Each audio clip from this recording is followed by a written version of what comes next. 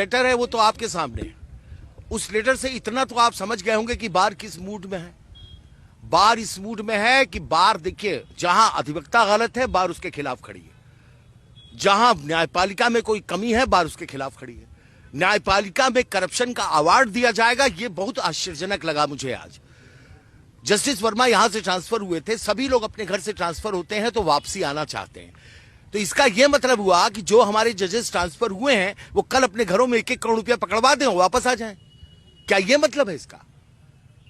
Supreme court के collegium के इस निर्णय का हम विरोध करते हैं। जस्टिस यशवंत वर्मा का इलाहाबाद में भेजा जाना कतई बर्दाश्त से बाहर है। हाईकोर्ट बार ये मांग करता है कि उनको रिजाइन करवाया जाए, उनसे कहा जाए रिजाइन करें, और नहीं करते हैं अगर तो इलाहाबाद नहीं भेजा जाए और हम रिजोल्यूशन पास करके हम इनके इंपीचमेंट तक का प्रस्ताव भेजेंगे संसद में। अगर वो यहाँ पर आते हैं तो वो अधिवक्ता उनके कोर्ट में जाएंगे। अगर वो यहाँ आते हैं तो पहले ओथ होनी है, पहले ओथ के दिन से ही हमारा विरोध रहेगा, उनकी ओथ का हम बहिष्कार करेंगे। और अगर उन्होंने ओथ ले भी लिया, क्योंकि भाई बंद कमरे में भी ओथ हो सकती है, बंद कमरे में भी ओथ हो सकती है, इन परिस्थितियों में उनकी अदालत में काम नहीं होगा। जो आज आपने रेजोल्यूशन पास किया है उसमें कई जगह लिखा है कि इलाहाबाद हाईकोर्ट कूड़ेदान नहीं है, क्या मतलब है सर इसका?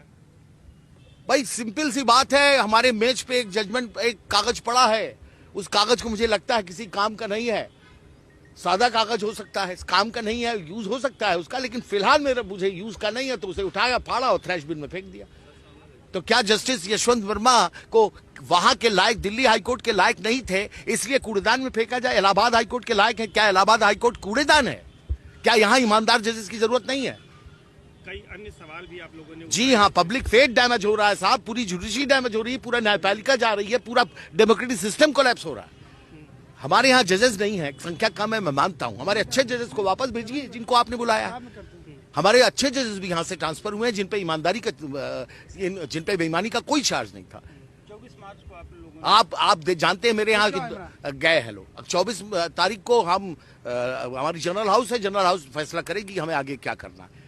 सर यहाँ पहले भी यशवंत वर्मा जी रहे हैं, पहले का उनका क्या इतिहास रहा है? भाई देखिए, ऐसा होता है कि पहले यहाँ बहुत सारे लोग रहे हैं, यहाँ उनका कंडक्ट क्या था, ऐसी कोई रिपोर्टिंग यहाँ कभी हुई नहीं इससे पहले इस तरह के आरोप नहीं है। देखिए, जब आदमी फंसता है, एक ही बार तो चोरी करता है, उसी में 100 बार कर रहा हो नहीं पता, लेकिन जब फंस गया तो एक्सप्लेनेशन तो नहीं दे सके। एक जज के पास 15 करोड़ रुपया कहाँ से आया?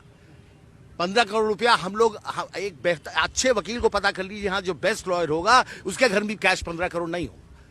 15 करोड़ घर में कैश रखने का अनअकाउंटेड मनी है भाई। आप बैंक में रखते हैं, आपके पास बहुत पैसा है, तो इसका कोई एक्सप्लेनेशन नहीं। पब्लिक डैमेज हो चुका है, पब्लिक